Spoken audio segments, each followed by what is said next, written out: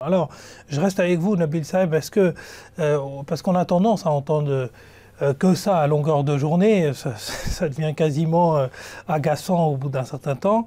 On dit constamment que l'islam s'est propagé avec la doctrine du djihad. Voilà, la doctrine du djihad a permis de conquérir énormément de territoires. Les musulmans font que ça à longueur de journée. Et aujourd'hui, en fait, ce qui est en train de se passer au Moyen-Orient n'est qu'une réminiscence de ce qui s'est passé auparavant. C'est-à-dire que les musulmans ont toujours conquis des territoires grâce à cela. Alors, est-ce que c'est vrai ou c'est un mythe? Donc c'est un mythe déjà, tout d'abord pour le dire. Je vais prendre toutes les guerres, une par une.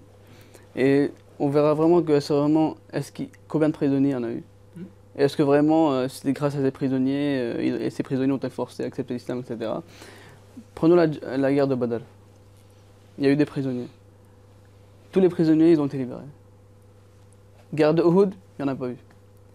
À la guerre du Fossé, il n'y en a pas eu.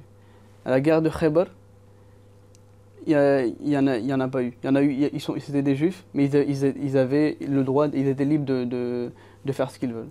Après, quand on arrive à la guerre de Banu Mustalik, le Prophète s'est marié à l'une des filles de Hadad Juwariya radiallahu anha.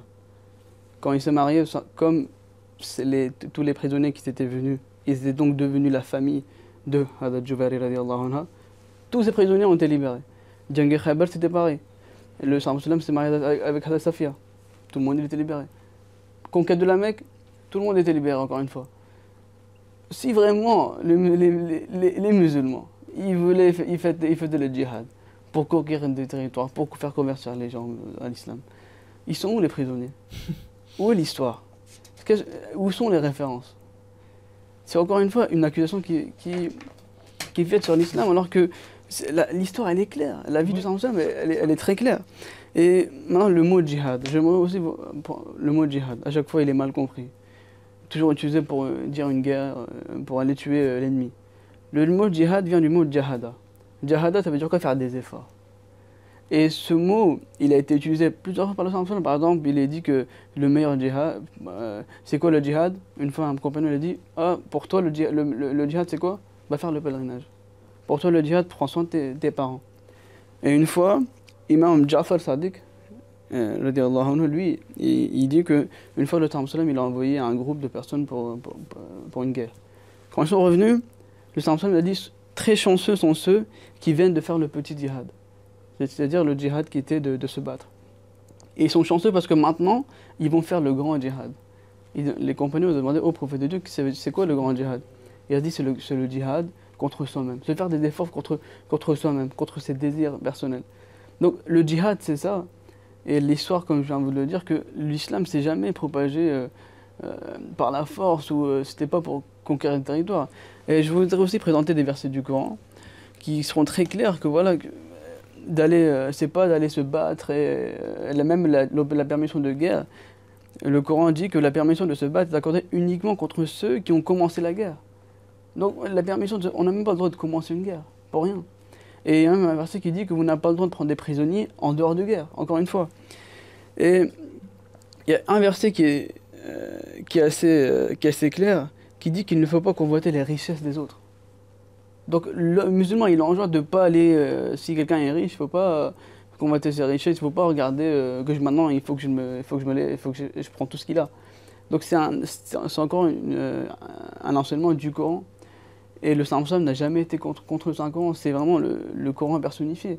Encore une fois, donc ça c'est les enseignements d'islam, c'est ce que l'histoire dit, et ce que vraiment le djihad aujourd'hui, ça ne veut pas dire une guerre, et ça veut dire une guerre défensive. Comme je viens de dire qu'ils n'ont même pas le droit de commencer une guerre. Donc voilà, donc pour les personnes qui veulent s'instruire à l'islam, il faut vraiment, au lieu d'écouter ce qu'il y a à la télé, ce que vous avez devant vous, il faut aller faire ses recherches et de voir que pourquoi, si c'était le cas, pourquoi tous les musulmans ne font pas ce djihad. Aujourd'hui, si ce djihad c'était vraiment important, pourquoi nous on ne le fait pas? On est assis aujourd'hui en train de vous présenter la vraie image de l'islam. Pourquoi on cherche à vous présenter l'image de l'islam? Donc la majorité des musulmans ne le font pas. Et c'est ce qu'aujourd'hui, que les personnes qui regardent aujourd'hui cette émission, ce qu'ils doivent se dire que, écoutez, c'est vrai, que maintenant aller faire leur recherche et de ne pas mettre tout le monde dans le même tas. Alors, justement, pour aller faire leurs recherches, il y a un livre assez intéressant qui a été écrit par le fondateur de la communauté islamique Ahmadiyya, qui s'appelle Mezarullah Mahmoud, et qui a écrit un livre qui avait vraiment fait sensation à son époque, et qui, en fait, je pense qu'il est assez atemporel dans sa qualité, qui s'appelle Le gouvernement britannique et le djihad, et qui comprend vraiment l'ensemble de ces versets analysés et réanalysés.